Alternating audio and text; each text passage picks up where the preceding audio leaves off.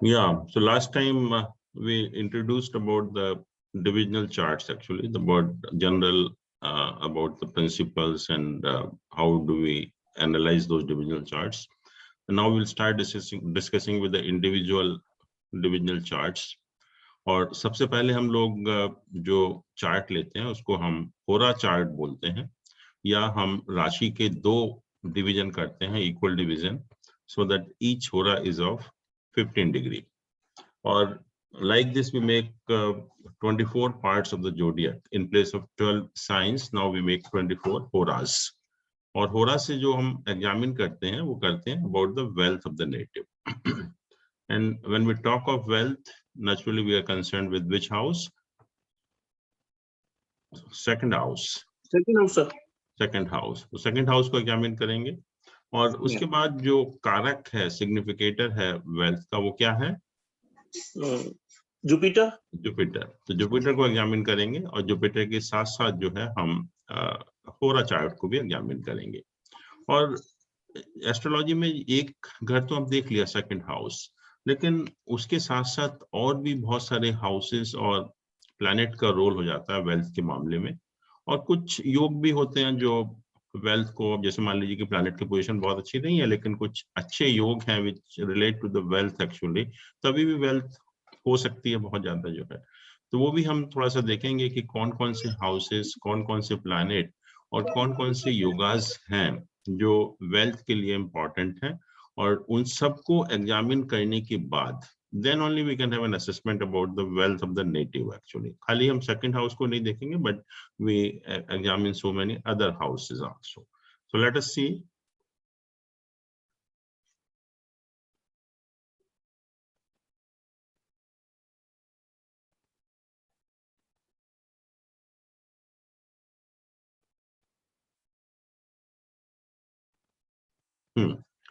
First thing is the lagna and the moon. कोई भी काम करने के लिए अगर हम किसी अच्छी पोजीशन में पहुंचना है, अच्छे स्टेटस पर पहुंचना है, तो दो चीजें बहुत इंपॉर्टेंट है, एक तो आपका शरीर और एक आपका माइंड एक्चुअली। जब तक कि दोनों चीजें स्ट्रांग नहीं होंगी आप लाइफ में कुछ अचीव नहीं कर सकते। And that is true for the wealth also, कि वेल्थ को पाने के लिए भी आपको मेहनत करनी पड़ेगी, काफी दिमाग लगाना पड़ेगा। तो किसी भी चीज की प्राप्ति के लिए ये दो चीजें बहुत जरूरी हैं कि फर्स्ट हाउस स्ट्रांग होना चाहिए, and secondly the mental strength, जो मून की, जो आपकी माइंड की स्ट्रेंथ है, वो भी अच्छी होनी चाहिए। और ये चीजें जो है, दोनों चीजें हर चीज के लिए एप्लीकेबल है। आप देखेंगे कि कोई भी व्यक्ति अगर लाइफ में बहुत अच्छा स्टेटस प्राप्त करता है तो at least first house, that is lagna and moon, have to be strong. बिना उसके नहीं कर सकते आप जो है। तो फर्स्ट हाउस, अगर किसी को भी आप देखते हैं कि वेल्थ इसने बहुत अर्न की है, तो आप देखेंगे कि फर्स्ट हाउस स्ट्रांग होगा या मून जो है बहुत पावरफुल होगा। जुपिटर देख ही लिया हमने, कारक है, सेकंड हाउस वेल्थ का है ही है। और फिफ्थ हाउस भी इंपॉर्टेंट हो जाता है क्योंकि फिफ्थ हाउस हमारा इंटेलिजेंस एंड क्रिएटिविटी है, इंटेलिजेंस एंड क्रिएटिविटी, तो that also plays a very important role जहां तक वेल्थ का सवाल है। और नाइन्थ हाउस तो सर्वोपरि है, भाग्य है हमारा, बिना भाग्य के तो कुछ नहीं मिलेगा, आपके सेकंड हाउस कितना भी स्ट्रांग क्यों ना हो, लेकिन अगर नाइन्थ हाउस अगर वीक है तो फिर कुछ नहीं मिलने वाला जो है। ऐसे ही 11th हाउस है, हाउस ऑफ गेन्स है, और गेन्स में हम फाइनेंशियल गेन्स भी इंक्लूड करते हैं। तो नेचुरली गेन होगा जब भी आपके पास वेल्थ होगी, तो इसलिए ये सारे हाउसेस जो है वो इम्पॉर्टेंट हो जाते हैं। इसके अलावा हमने हाउसेस को 4 पार्ट्स में डिवाइड किया था, धर्म, अर्थ, काम और मोक्ष। धर्म, अर्थ, काम और मोक्ष। धर्म मीन्स कंडक्ट, अर्थ मीन्स वेल्थ, और जो second, sixth and 10th houses को हमने कहा था कि ये हमारे वेल्थ ग्रुप है या वेल्थ का ट्राइन है। तो नेचुरली जब हम वेल्थ की बात करेंगे तो तीनों हाउसेस इंपॉर्टेंट हो जाएंगे, सेकंड हाउस भी, सिक्स्थ हाउस भी और 10th हाउस भी, क्योंकि ये वेल्थ ग्रुप है और वेल्थ का ट्राइन है एक्चुअल में एक तरह से। तो सेकंड हाउस तो जैसे हमारा लग्न हो गया, सिक्स्थ हाउस जैसे फिफ्थ हाउस हो गया लग्न के लिए, और 10th हाउस जैसे 9th हाउस हो गया। तो इस तरह से ये ट्राइन बन जाता है एक्चुअली में। तो ये वेल्थ का जो ट्राइन है, सेकंड हाउस, सिक्स्थ हाउस और 10th हाउस, इन तीनों का भी बहुत इंपॉर्टेंट रोल होता है इसमें वेल्थ के मामले में जो है। फिर हम लोगों ने हाउसेस को 2 पार्ट्स में डिवाइड किया था, केंद्र स्थान और त्रिकोण स्थान, quadrant and trine houses. Quadrant हमने कहा था 1 4 7 10 हाउस। हाँ, और क्वाड्रेंट का रोल हमारा ये है कि जो हमें बेसिक नेसेसिटी होती है लाइफ की, या लाइफ को सस्टेन करने के लिए उनकी जरूरत होती है। लेकिन अगर लाइफ में प्रोग्रेस करनी है, लाइफ में अगर प्रोस्पेरिटी लानी है, तो त्रिकोण हाउसेस इंपॉर्टेंट हो जाते हैं। तो फर्स्ट, फिफ्थ और 9th हाउसेस, उनको हमने लक्ष्मी स्थान इसीलिए कहा क्योंकि they are the houses of prosperity. तो ये फर्स्ट हाउस तो स्ट्रांग होगा, बट 5th और 9th हाउस का भी जो स्ट्रांग होना जरूरी है, क्योंकि वो हमारे लक्ष्मी स्थान है या हाउसेस ऑफ प्रोस्पेरिटी हैं। और कहते हैं कि जब फर्स्ट हाउस और 11th हाउस स्ट्रांग होता है तो नेचुरली आदमी जो है अपने एफर्ट से पैसे कमाता है या अपने एफर्ट से वेल्थ जो है अर्न करता है। और ट्राइन हाउस जैसे मैंने कहा हाउस ऑफ प्रोस्पेरिटी है, या जो ट्राइन हाउसेस हमारे लग्न से भी होते हैं या मून से भी होते हैं, तो ये एक तरह से जैसे प्रोस्पेरिटी देते हैं या विंडफॉल गेन्स देते हैं, बहुत ज्यादा क्वांटिटी में आपको पैसा देते हैं। और तीसरा हम लोगों ने ये भी डिस्कस किया था कि जो क्वाड्रेंट और ट्राइन हाउसेस हैं, केंद्र और त्रिकोण हाउसेस, जब उनका आपस में रिलेशन होता है तो वो भी बहुत अच्छे वेल्थ योग बनाते हैं, बहुत अच्छे जो है वेल्थ योगास बनाते हैं। तो जिन हॉरोस्कोप में क्वाड्रेंट और ट्राइन का भी एसोसिएशन होता है तो इसलिए मेक वेरी पावरफुल धन योगास। और कभी कभी जब ट्राइन के साथ एसोसिएशन होता है, जैसे फर्स्ट का लॉर्ड 5th में है या फर्स्ट का लॉर्ड 9th हाउस में है या 5th का 9th हाउस में है, तो महाधन योग भी वो बनाते हैं। तो वो भी हम देख सकते हैं कि इस टाइप के कोई योग तो नहीं है। फिर हम लोगों ने देखा था 8th हाउस अनअर्न्ड मनी है। मान लीजिए कि आपने कोई बिना मेहनत के जो आप पैसा कमाते हैं, पैसा मिलता है आपको, उसको हम 8th हाउस से देखते हैं। इनहेरिटेंस हुआ, इंश्योरेंस हुआ, ब्राइब का हुआ, या कोई भी पैसा अगर आपको मिल जाता है इस तरह से, तो उसकी वजह से भी पैसा आपके पास हो सकता है। तो नेचुरली 8th हाउस भी उस मामले में, वेल्थ के मामले में, अपने एफर्ट से नहीं है लेकिन वो तो सकती है वेल्थ। जब हम वेल्थ की बात करेंगे तो नेचुरली 8th हाउस भी बहुत इंपॉर्टेंट रोल प्ले करेगा। और जो प्लैनेट हैं वेल्थ यील्डिंग प्लैनेट, वो 2 प्लैनेट हैं बेसिकली, जुपिटर और वीनस। इन 2 प्लैनेट की वजह से भी हमें वेल्थ मिलती है।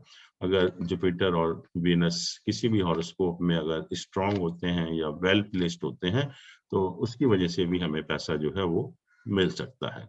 अंतर सिर्फ इतना ही है कि जो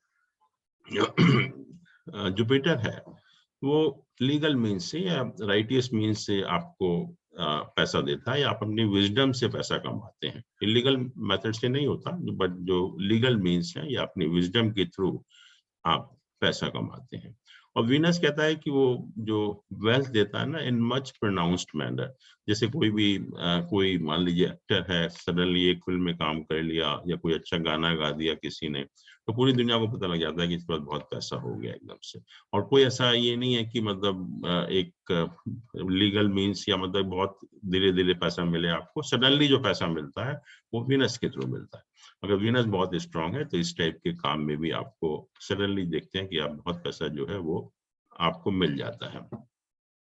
और सन और मून तो रॉयल प्लैनेट है ही है, दोनों के दोनों जो है। और सन हमारा स्टेटस भी है, मून हमारी क्रिएटिविटी है। तो इसलिए जब भी एंगुलर और ट्राइन हाउसेस के साथ सन और मून का भी जब एसोसिएशन होता है तभी भी जो है पैसा हमें बहुत अच्छे मतलब कहते हैं धन योग बनते हैं, उसके हिसाब से भी जो है।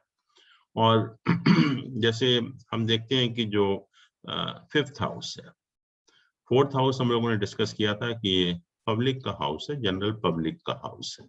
और 5th हाउस जो है वो 4th हाउस से 2nd हाउस होता है, मतलब पब्लिक का पैसा। और पब्लिक का पैसा हमें कैसे मिलेगा? मे बी स्पेकुलेशन है, स्टॉक मार्केट है, लॉटरी है, कि पब्लिक इन्वेस्ट करती है और किसी एक को पैसा मिल जाता है।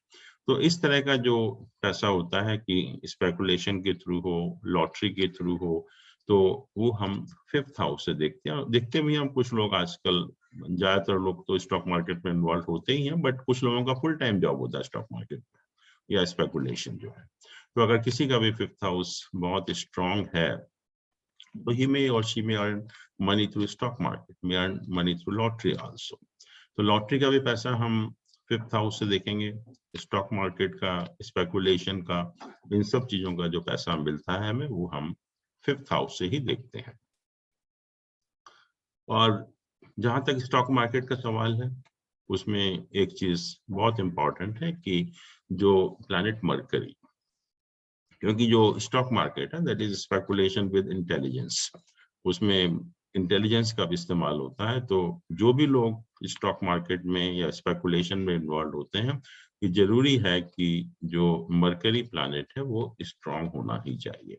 अगर मरकरी प्लैनेट स्ट्रांग नहीं होता तो we never advise them to venture into the stock market. उनको स्टॉक मार्केट के पास भी नहीं जाना चाहिए क्योंकि उनको गेन नहीं हो सकता। तो स्टॉक मार्केट में गेन के लिए या स्पेकुलेशन में गेन के लिए जो है वो मरकरी प्लैनेट बहुत इंपॉर्टेंट रोल प्ले करता है। और जब भी कोई लोग पूछते भी हैं आपसे कि हमें स्टॉक मार्केट में फायदा होगा या नहीं होगा, तो आप देख लीजिए अगर मरकरी उनका एफ्लिक्टेड है तो what ever they may do they can not gain through the stock market. तो मरकरी का रोल जो है वहां पर भी बहुत इंपॉर्टेंट हो जाता है। और 6th हाउस बेसिकली हम जो गैम्बल वगैरह करते हैं, गैम्बलिंग के थ्रू, सट्टा वगैरह जो खेलते हैं उसके थ्रू जो पैसा मिलता है वो हम 6th हाउस से भी देखते हैं। और बहुत सारे योग हैं वेल्थ के लिए। ये तो हाउसेस हो गए, लेकिन जो कभी कभी क्या होता है कि हाउसेस कैसे भी हो लेकिन जब कुछ योग बनते हैं तो they supersede the normal position of planets. तो हमें ये भी देखना पड़ेगा कि कोई बहुत धन से या वेल्थ से संबंधित योग तो नहीं बन रहे। तो उसमें सबसे पहले तो अभी हमने कहा कि जब भी ट्राइन और क्वाड्रेंट के लॉर्ड्स का आपस में एसोसिएशन होता है वो धन योग बनता है, और ट्राइन का ट्राइन के साथ होता है तो महाधन योग बनता है। फिर जैसे हमने कहा कि लग्न और चंद्रमा स्ट्रांग होने ही चाहिए। तो अगर लग्नादि योग है, लग्नादि का मतलब जब तीनों बेनिफिक प्लैनेट का इन्फ्लुएंस है लग्न के ऊपर, मरकरी, वीनस और जुपिटर का, तो उसको हम लग्नादि योग बोलते हैं। एंड लग्ना in that case becomes very very strong actually. ऐसे ही चंद्रादि योग होता है। चंद्रादि मतलब चंद्रमा के ऊपर जो है तीनों बेनिफिक प्लैनेट का एसोसिएशन होना चाहिए। जो मरकरी, वीनस और जुपिटर तीनों बेनिफिक प्लैनेट का जब एसोसिएशन होता है चंद्रमा के ऊपर तो उसको हम चंद्रादि योग कहते हैं। It means moon becomes very very powerful, और जब मून पावरफुल है तो नेचुरली आप पैसा कमाएंगे ही कमाएंगे। फिर गज केसरी योग हम लोगों ने डिस्कस किया था कि जब मून और जुपिटर आपस में, हाँ, आपस में केंद्र में होते हैं तो गज केसरी योग बनता है। और गज केसरी योग भी हमारा प्रोस्पेरिटी से या पैसे से ही उसका रिलेशन होता है। फिर एक वासुमती योग है जो कि अगेन एक बहुत इंपॉर्टेंट योग है पैसे के मामले में जो है। तो कहते हैं कि जब तीनों बेनिफिक प्लैनेट उपाच्य स्थान में है, उपाच्य मतलब 3, 6, 10, 11 हाउसेस में है फ्रॉम मून, तीनों benefic planet mercury, Venus, Jupiter, और उनके ऊपर अफ्लिक्शन भी नहीं होना चाहिए, वो मैलिफिक प्लैनेट से अफ्लिक्टेड नहीं होने चाहिए। और अगर ये तीनों बेनिफिक प्लैनेट मून से अगर 3, 6, 10, 11 या उपाच्य स्थान में है तो हम कहते हैं जो योग बनता है वो वासुमती योग बनता है। और कहते हैं कि इसमें बहुत पैसा आता है और प्रॉस्पेरिटी होती है, और नेटिव जो है वो इंडिपेंडेंट होता है, मतलब अपने एबिलिटी के ऊपर या अपनी स्किल से जो है वो पैसा कमाता है। लेकिन उपाच्य स्थान जो है 3rd हाउस हमारा स्ट्रगल है, 6th हाउस कंपटीशन है, 10th हाउस कर्मा है, 11th हाउस एस्पिरेशन है। तो जब भी मून से 3, 6, 10, 11 में सब बेनिफिक प्लैनेट होते हैं तो पैसा जो है अपनी एफर्ट से, अपनी एबिलिटी से मिलता है लोगों को।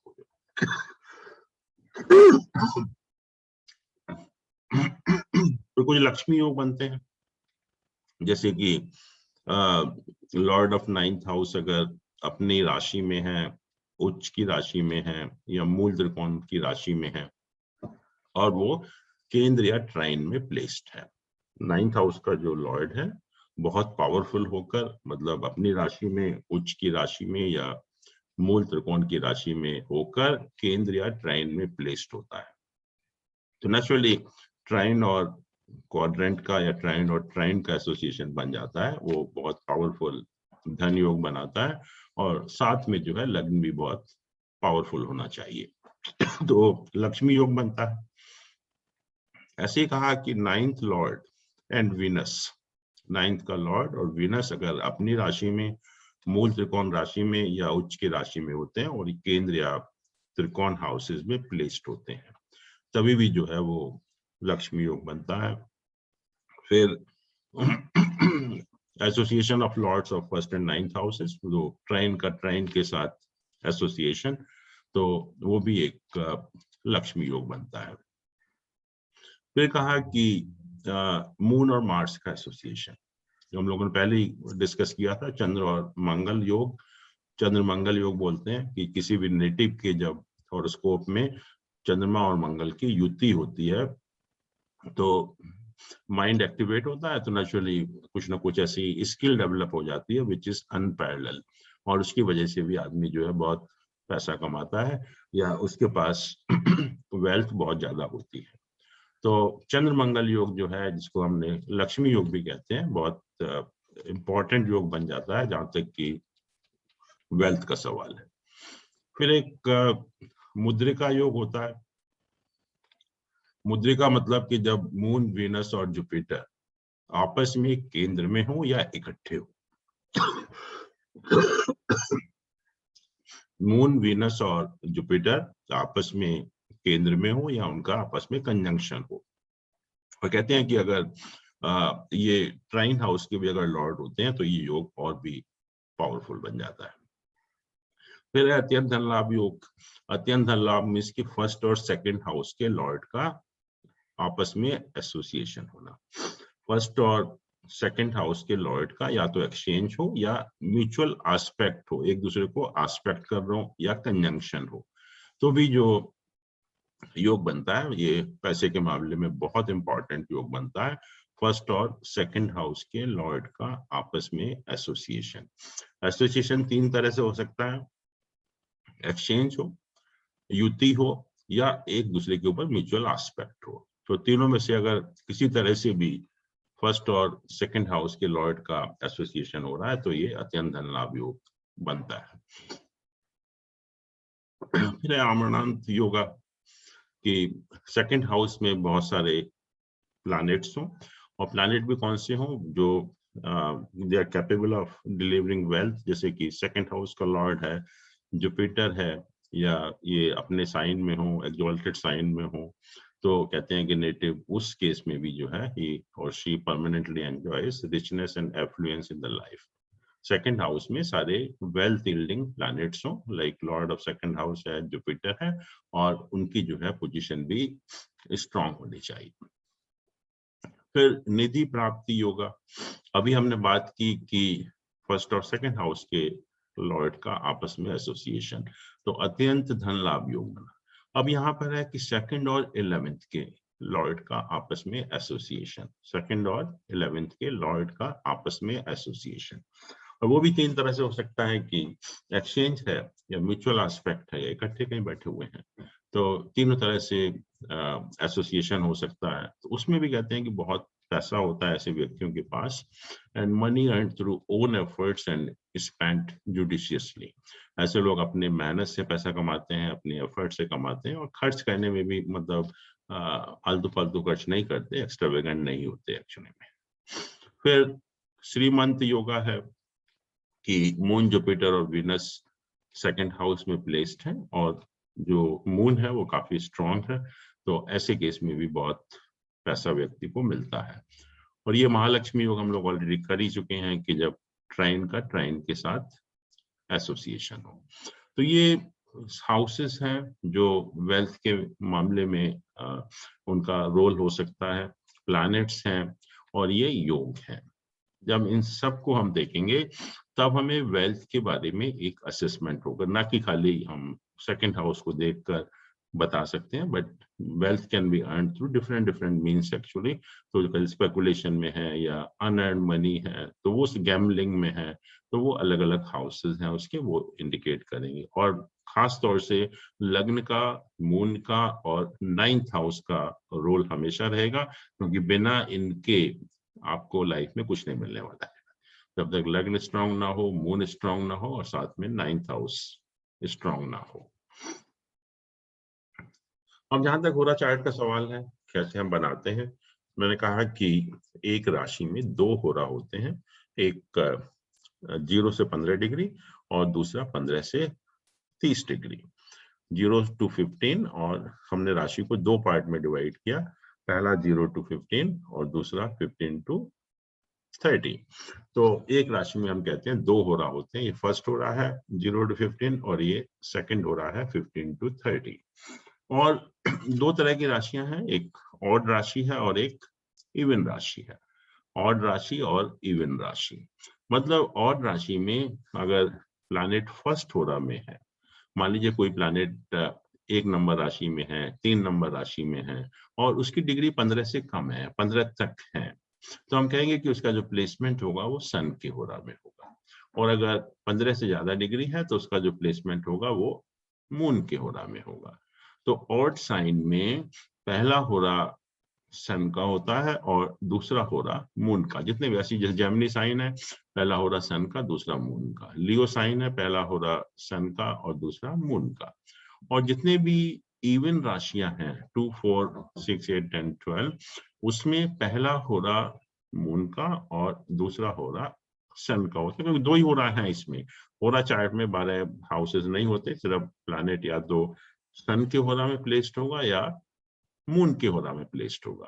तो जितनी भी ऑड राशियां हैं, अगर प्लैनेट लग्न चार्ट में ऑड राशि में प्लेस्ड है और अगर डिग्री उसकी 15 तक है तो वो सन के होरा में होगा, और अगर डिग्री 15 से ज्यादा है तो मून के होरा में होगा। इसी तरह से अगर प्लैनेट लग्न चार्ट में इवन राशि में प्लेस्ड है और उसकी अगर डिग्री 15 तक है तो वो मून के होरा में होगा, और अगर डिग्री 15 से ज्यादा है तो वो सन के होरा में प्लेस्ड होगा। जैसे हम देखें, अगर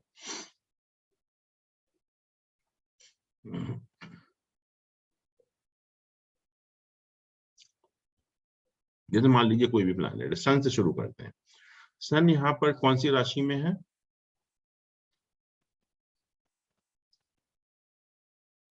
कैंसर में। कैंसर में। तो कौन सी राशि हुई है? इवन राशि। इवन होगी। अच्छा, डिग्री कितनी है इसकी? 1859, 15 से 21। ज्यादा है। हाँ, 15 से ज्यादा। तो किस होरा में आएगा ये? इवन राशि में सेकंड हो रहा है ये।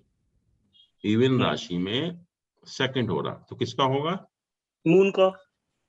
इवन राशि में फर्स्ट हो रहा मून का होता है और सेकंड हो रहा सन का होता है। ऑड राशि में पहला हो रहा सन का और दूसरा हो रहा मून का। तो सन यहाँ पर इवन राशि में है और सेकंड हो रहा है इसका, 15 डिग्री से ज्यादा है, तो इसलिए ये सन राशि में आएगा, होरा में प्लेस्ड होगा। तो अगर आप पूरा चार्ट देखें, यहाँ पर यहाँ 2 होते हैं, एक मून का हो रहा है, ये सन का हो रहा है। तो हम इस तरह से इसको रिप्रेजेंट करते हैं, 4 नंबर मतलब मून का हो रहा, 5 नंबर मतलब सन का हो रहा।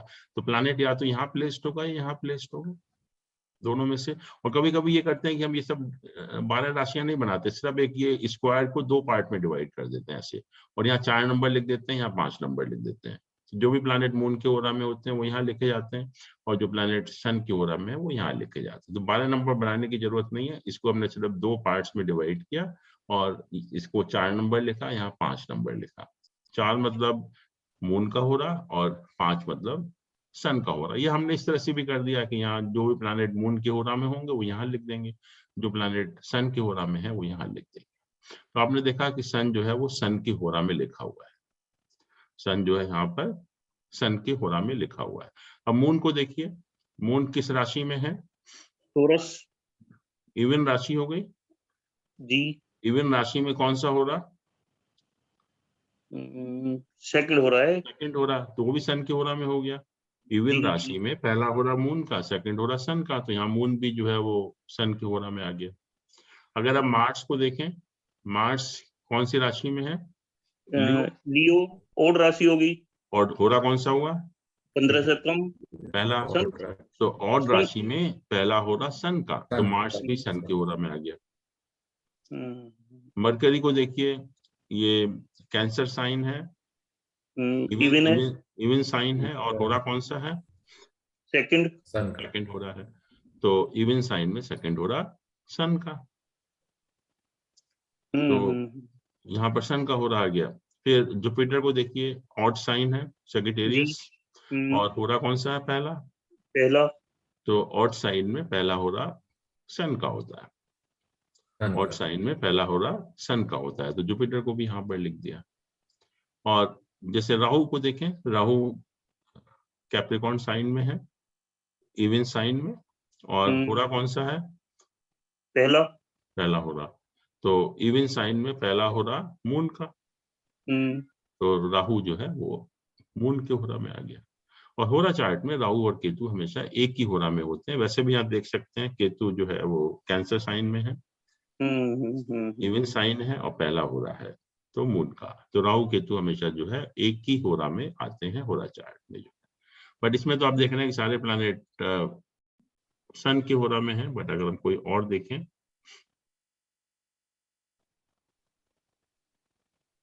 यहाँ देखिए कुछ प्लैनेट मून के होरा में है, कुछ प्लैनेट सन के होरा में।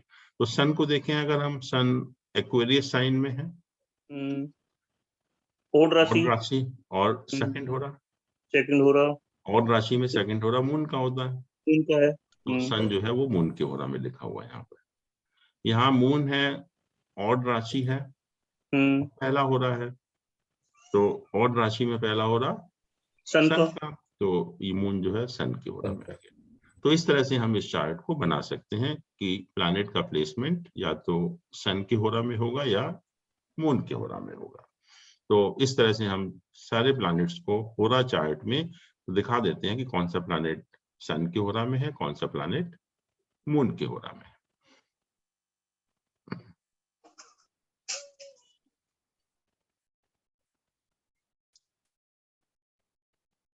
अब हम इसको इंटरप्रेट कैसे करते हैं होरा चार्ट को।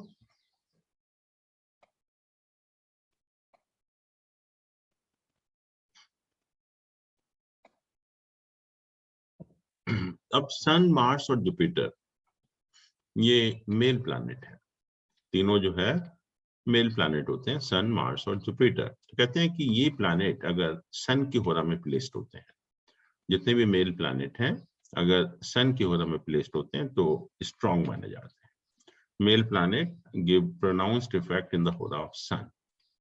तो अगर ये तीन प्लैनेट हैं, सन, मार्स और जुपिटर, होरा चार्ट में अगर सन की होरा में प्लेस्ड है तो हम कहते हैं कि they are strong in the hora chart. और इसके अलावा जो हमारे फीमेल प्लैनेट है, मून, वीनस और साथ में सैटर्न भी। मून, वीनस और सैटर्न, इन तीनों प्लैनेट को स्ट्रॉन्ग माना गया मून के होरा में, कि अगर ये प्लैनेट मून के होरा में प्लेस्ड होते हैं तो हम इसको स्ट्रॉन्ग मानते हैं। बट जहां तक मरकरी का सवाल है, मरकरी का सन के होरा में हो या मून के होरा में कोई फर्क नहीं पड़ता उसकी स्ट्रेंथ के ऊपर। But male planet are strong in the hora of sun, whereas moon, Venus and Saturn they are strong in the hora of moon। और मरकरी का जो है दोनों होरा से कोई उसकी स्ट्रेंथ पर फर्क नहीं पड़ता। दूसरा ये कहा कि अगर कोई लग्न चार्ट में कोई प्लैनेट अगर इवन राशि में है, लग्न चार्ट में अगर कोई प्लैनेट इवन राशि में है और होरा चार्ट में वो मून के होरा में प्लेस्ड है। कोई प्लैनेट अगर लग्न चार्ट में इवन राशि में है और साथ में अगर वो मून के होरा में प्लेस्ड है तो उसको पावरफुल मानते हैं। और अगर प्लैनेट कोई ऑड राशि में है लग्न चार्ट में और होरा चार्ट में सन के होरा में प्लेस्ड होता है तो उसको पावरफुल मानते हैं। लग्न चार्ट में कोई प्लैनेट अगर इवन राशि में है तो होरा ऑफ मून इज पावरफुल, और अगर लग्न चार्ट में कोई प्लैनेट अगर ऑड राशि में है देन सन्स होरा इज पावरफुल एक्चुअली। अब होरा जो हमने कहा 15-15 डिग्री का होता है। अब इस होरा को हम 3 पार्ट में डिवाइड कर सकते हैं, 3 इक्वल पार्ट्स में ऑफ 5 डिग्री ईच। जैसे फर्स्ट होरा है तो 0 to 5, 5 to 10 और 10 to 15। ऐसे अगर सेकंड हो रहा है तो 15 to 20, 20 to 25, 25 to 30। तो हमने हर होरा को 3 इक्वल पार्ट में डिवाइड किया। तो कहते हैं कि कोई भी प्लैनेट अगर फर्स्ट 1/3 पार्ट ऑफ होरा में होता है, मतलब क्या हुआ कि अगर किसी प्लैनेट की डिग्री या 0 से 5 है या 15 से 20 है, 0 से 5 है या 15 से 20 है, तो कहते हैं उसका हमें पूरा इफेक्ट मिलता है एज फार एज होरा चार्ट इज कंसर्न।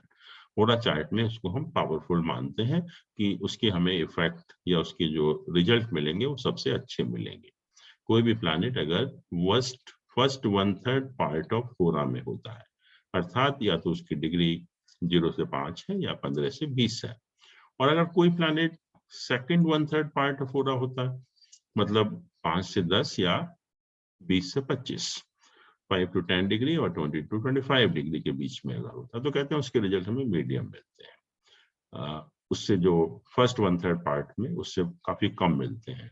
और अगर कोई प्लैनेट लास्ट 1/3 पार्ट ऑफ होरा होता है, मतलब या तो 10 से 15 डिग्री हो या 25 से 30 डिग्री हो, तो उसके रिजल्ट ऑलमोस्ट बहुत कम हो जाते हैं, निल हो जाते हैं। तो जहां तक डिग्री का सवाल है कि अगर कोई भी प्लैनेट फर्स्ट 1/3 पार्ट ऑफ होरा होता है तो उसके रिजल्ट फुल होते हैं, सेकंड 1/3 पार्ट ऑफ होरा होता है तो रिजल्ट उसके मीडियम होते हैं, और अगर लास्ट 1/3 पार्ट ऑफ होरा है तो उसके रिजल्ट बहुत कम हो जाते हैं। अब जो सबसे इम्पोर्टेंट यूज है इसका डिविजनल चार्ट का, मैंने कहा था कि एक तो जो डिविजनल चार्ट है उससे वो कंफर्म करते हैं हम कि जो इंडिकेशन है हमारे लग्न चार्ट में वो मिलेंगे या नहीं मिलेंगे। और सेकंड मैंने कहा उसकी डिटेल, उस जो लाइफ का एस्पेक्ट हम एग्जामिन कर रहे हैं उस डिविजनल चार्ट से, उसके बारे में जो डिटेल पॉसिबल होती हैं वो भी हम डिविजनल चार्ट से एग्जामिन करते हैं। अब जो वेल्थ की बात कर रहे हैं यहाँ पे, तो वेल्थ से कनेक्टेड क्या डिटेल होती है, वेल्थ से कनेक्टेड क्या डिटेल होती है। आप देखते हैं कि कई बार ऐसा होता है कि वेल्थ का जो फ्लो है वो ऑटोमेटिक होता है, विदाउट मच एफर्ट्स आपके पास पैसा आता रहता है। और कई बार ऐसा होता है कि उसी व्यक्ति के पास एक पर्टिकुलर टाइम ऐसा आता है कि जब बहुत मेहनत करने के बाद पैसा मिलता है। हम देखते हैं नॉर्मल लाइफ में सडनली आ रहा है पैसा बिना किसी एफर्ट्स के, और एक टाइम ऐसा आता है कि उसी पैसे को पाने के लिए आपको बहुत मेहनत करनी पड़ती है। और होता भी है, आप बिजनेस में हैं, आपको कॉन्ट्रैक्ट मिले जा रहे हैं ऑटोमेटिकली बहुत सारे, और आप देख रहे हैं कि पैसे का फ्लो जो है बहुत आसान हो गया। और एक टाइम ऐसा आता है कि आप बहुत मेहनत करते हैं फिर भी आपको सफलता नहीं मिलती, और आपको मेहनत करने के बाद जो है वो पैसा मिलता है। तो आपको कैसे पता लगेगा कि किस टाइम आपको पैसा पाने के लिए मेहनत करनी पड़ेगी और किस टाइम जो फ्लो ऑफ वेल्थ होगा वो ऑटोमेटिक होगा, मतलब विदाउट मच एफर्ट्स।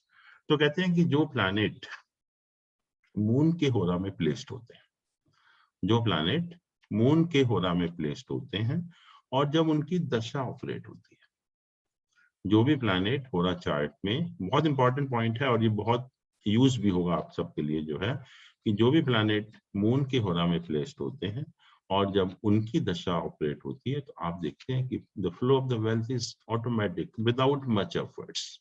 आप देखेंगे पैसा बहुत मेहनत नहीं करनी पड़ रही आपको, पैसा ऑटोमेटिक आ रहा है आपके पास, या जो फ्लो ऑफ वेल्थ है that is very smooth actually without much efforts. और अगर कोई प्लैनेट सन की होरा में प्लेस्ड होते हैं, उनकी जब दशा ऑपरेट होती है, then you have to work hard to get the same amount of money actually।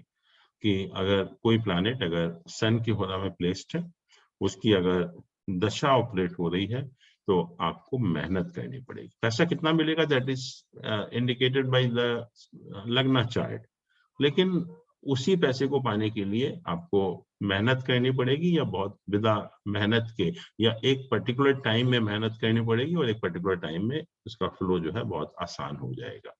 तो ये हम बता सकते हैं कि कौन सा प्लैनेट है जिसकी दशा ऑपरेट हो रही है और वो प्लैनेट सन की होरा में प्लेस्ड है या मून की होरा में प्लेस्ड है। अगर प्लैनेट मून की होरा में प्लेस्ड है तो flow of the wealth is automatic without much efforts, और अगर वही प्लैनेट अगर सन की होरा में प्लेस्ड है और जब उसकी दशा ऑपरेट होती है तो आपको मेहनत करनी पड़ती है। और दूसरा हम ये भी देख सकते हैं कि अगर आपके होरा चार्ट में अगर ज्यादातर प्लैनेट मून की होरा में प्लेस्ड, या अभी आपने देखा एक चार्ट सारे प्लैनेट सन की होरा में प्लेस्ड है, तो ज्यादातर प्लैनेट अगर मून की होरा में प्लेस्ड हैं और उन्हीं की दशा ऑपरेट होनी है तो आपकी लाइफ बहुत आसान हो जाती है पैसा पाने के लिए। आपके लाइफ में। और देखते भी हम लोग कि कुछ लोग बहुत कम मेहनत करते हैं फिर भी उनके पास बहुत पैसा होता है, कुछ लोग बहुत मेहनत करते हैं तब पैसा मिलता है। तो ये हम बता सकते हैं होरा चार्ट को देखकर। अगर ज्यादातर प्लैनेट जिनकी दशा ऑपरेट होनी है आपकी लाइफ में, अगर वो मून के होरा में प्लेस्ड है, तो ऐसे व्यक्तियों को बहुत मेहनत नहीं करनी पड़ती पैसा कमाने के लिए। और अगर सारे प्लैनेट जैसा भी देखा आपने कि सन के होरा में प्लेस्ड है, तो ऐसे व्यक्तियों को बहुत मेहनत करनी पड़ती है पैसा कमाने के लिए। तो ये हम नॉर्मल लाइफ में देखते भी हैं कि कुछ लोग बड़ी आसानी से मेहनत नहीं करते बहुत ज्यादा, फिर भी पैसा होता है उनके पास। और कुछ लोगों को बहुत मेहनत करनी पड़ती है फिर पैसा उनको मिलता है। तो ये दोनों चीजें हम होरा चार्ट देखकर बता सकते हैं। एक तो फ्लो ऑफ वेल्थ, कब पैसा आसानी से आएगा, कब आपको मेहनत करनी पड़ेगी, और सेकेंडली आपकी लाइफ में बिना मेहनत के पैसा मिलना है या आपको मेहनत करके पैसा मिलना है। तो दोनों चीजें हम जो है वो होरा चार्ट देखकर बता सकते हैं। हम कुछ चार्ट एग्जामिन करते हैं।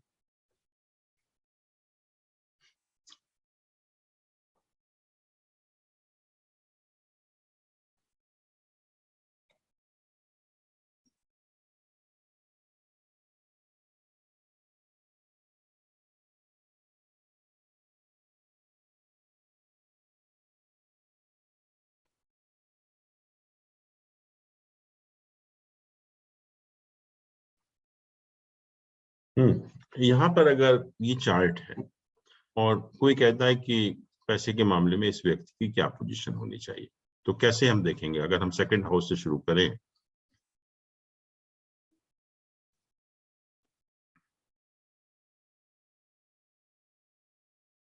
सेकंड हाउस की क्या पोजीशन है यहाँ पर?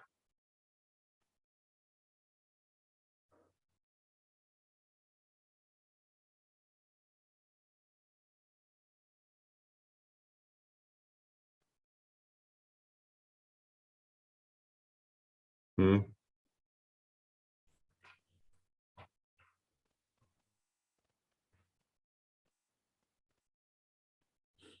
वीनस प्लेस है, हम्म सन और मरकरी से एसोसिएशन है, हम्म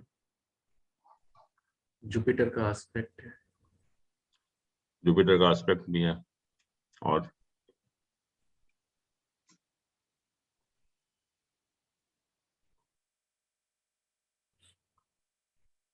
सबसे इंपॉर्टेंट चीज क्या नजर आ रही है इसमें?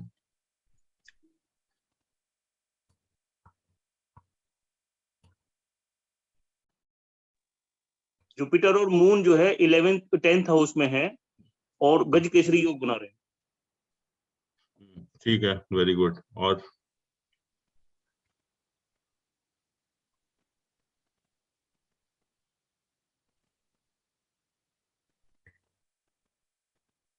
what is the main point about this horoscope as far as wealth is concerned?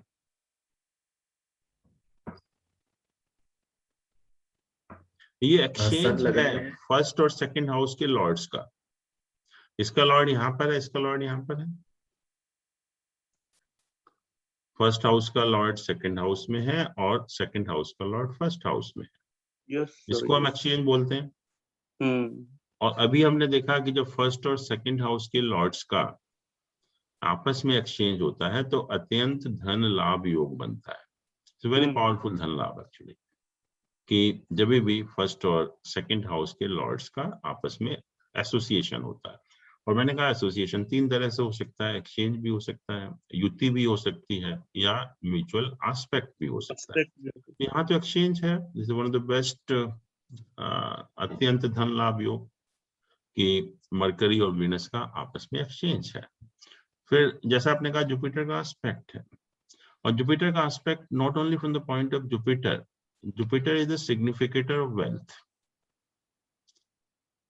Wealth का जो सिग्निफिकेटर है वो अपने हाउस को एस्पेक्ट कर रहा है, वो अपने हाउस को एस्पेक्ट कर रहा है। और सबसे अच्छी बात यह है कि इस हाउस के ऊपर कोई मैलिफिक का एसोसिएशन नहीं है, एक भी मैलिफिक प्लैनेट का एसोसिएशन नहीं है। तो that's why second house is very strong here, second house is very strong. और हमने कहा भी कि जो अगर हम पैसे के पॉइंट ऑफ व्यू से भी देखेंगे तो 3 चीजें इंपॉर्टेंट हैं कि लग्न स्ट्रांग होना चाहिए और मून भी स्ट्रांग होना चाहिए। बिना उसके तो कुछ नहीं मिलेगा आपको, जब तक आपकी कैपेबिलिटी नहीं है या आपकी मेंटली वेरी स्ट्रांग नहीं है, माइंड का यूज नहीं कर रहे, तो पैसा कहाँ से मिलेगा। तो किसी भी व्यक्ति के हॉरोस्कोप में आप देखेंगे कि लग्न और मून जो है वो स्ट्रांग होने ही चाहिए। तो लग्न की क्या पोजीशन है यहाँ पर, अगर हम लग्न को देखें कि लग्न हम कहें कि स्ट्रांग है या वीक है यहाँ पर, तो आप क्या कहेंगे उसको जो है।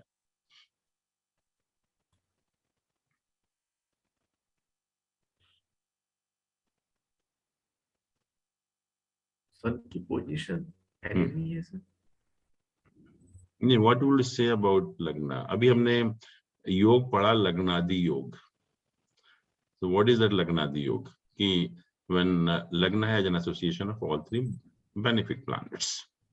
तो मरकरी तो यहाँ प्लेस्ड है, वीनस यहाँ इधर प्लेस्ड है। जब एसोसिएशन का मतलब होता है कि इसके दोनों तरफ भी अगर है तो भी उसको हम लग्नादि योग कहेंगे। तो मरकरी तो इसी में प्लेस्ड है, वीनस इसके इस तरफ है और जुपिटर का एस्पेक्ट भी इसकी तरफ है। तो लग्ना है an association of all 3 benefic planets, तो लग्नादि योग बन गया। ये तो जो भी व्यक्ति अगर किसी एक पर्टिकुलर पोजीशन में पहुंचा है, तो आप मान के चलिए कि जब तक लग्न और मून स्ट्रांग नहीं होंगे, you can not occupy a particular position, actually that is impossible.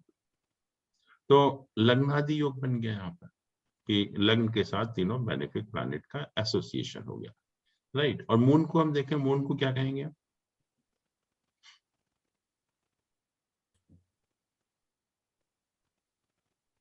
केंद्र में है।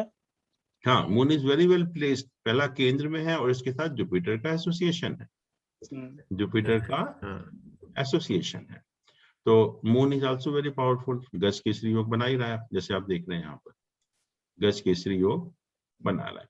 और अभी हमने जो डिस्कस किए योग, उसमें क्या कौन सा इसमें एप्लीकेबल हो रहा है, केंद्र और त्रिकोण का एसोसिएशन, वो भी एक बहुत पावरफुल धन योग बनाते हैं, केंद्र और त्रिकोण का एसोसिएशन। तो क्या पोजीशन है उसकी,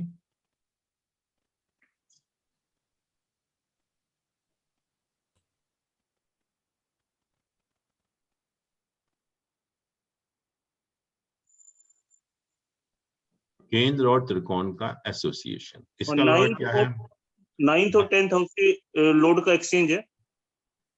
कहाँ एक्सचेंज है, 9th और 10th हाउस के लॉर्ड का एक्सचेंज नहीं है, 10th Lord is in the 9th house. तो ये भी केंद्र और त्रिकोण का एसोसिएशन हो गया कि केंद्र का लॉर्ड त्रिकोण में बैठा हुआ है, तो हम कहेंगे कि जो एसोसिएशन हो गया केंद्र और त्रिकोण का। और सैटर्न क्या है यहाँ पर, क्या बोलते हैं जब कोई प्लैनेट केंद्र और त्रिकोण का लॉर्ड होता है, योग कारक, योग कारक। तो Saturn is very powerful, Saturn is a योग कारक प्लैनेट, और सैटर्न अपनी राशि में है, अपनी राशि में भी है सैटर्न। हाँ, 10th का लॉर्ड 9th हाउस में है, तो naturally Saturn becomes very very powerful in this case actually. And Saturn is the only planet which gives you status, बिना सैटर्न के आपको स्टेटस नहीं मिल सकता लाइफ में जो है। तो जब तक सन देता है अथॉरिटी, फेम देता है सन, लेकिन जो स्टेटस मिलता है वो सैटर्न की वजह से मिलता है।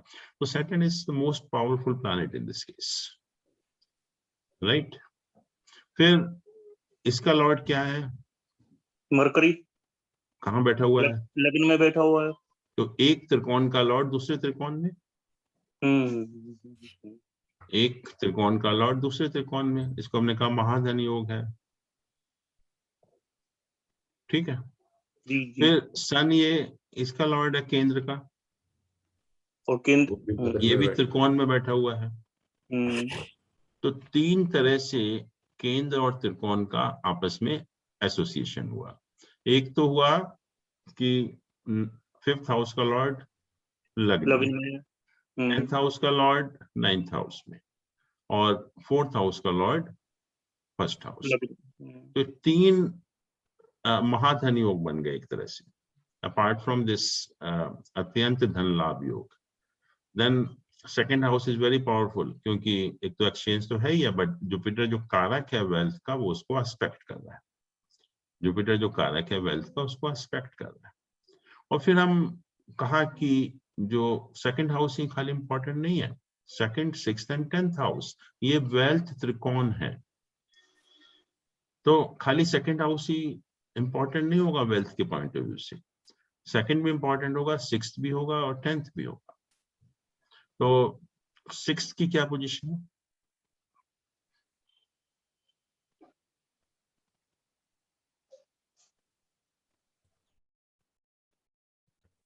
वीनस का इसका लॉर्ड वीनस है।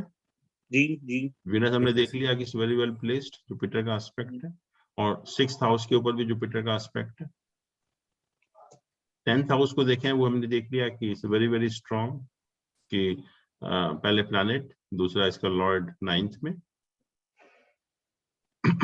और जुपिटर और मून का एसोसिएशन हो ही रहा है, तो it's very powerful 10th house also.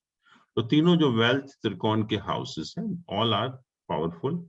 ये सबसे बड़ा योग जो अत्यंत धन लाभ योग है वो बन रहा है यहाँ पर, और केंद्र और त्रिकोण के हाउसेस का आपस में एसोसिएशन हो रहा है, वो भी धन योग बना रहे हैं, राइट। और क्या है इस हॉरोस्कोप के बारे में? अब थोड़ा थोड़ा सा, जैसे हॉरोस्कोप पढ़ना भी आना चाहिए, तो और क्या चीज देख रहे हैं इसमें आप?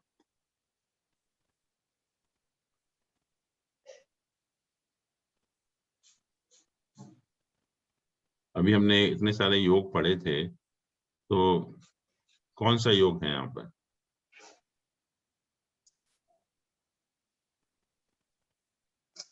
बुध आदित्य योग भी है। हाँ, बुध आदित्य योग तो है, वेरी गुड। और बुध आदित्य हो गया, ये किए एक गज केसरी योग है। केसरी योग हो गया।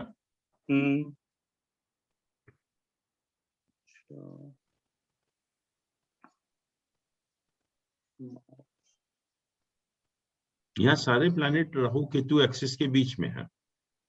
Yes yes yes yes. ये कल सैटर्न की डिग्री कितनी है? 18 डिग्री, और केतु है 17 डिग्री। तो अंदर है। तो केतु पहले हुआ, सैटर्न बाद में हुआ, तो सैटर्न अंदर चला गया, मतलब all planets are between the axis of Rahu Ketu. तो काल सर्प योग है। तो काल सर्प योग भी है यहाँ पर, तो इसको नहीं भूलना, ये काल सर्प योग भी है। काल सर्प योग gives you some imbalance in the life, some of the important aspect of life is missing actually, ठीक है।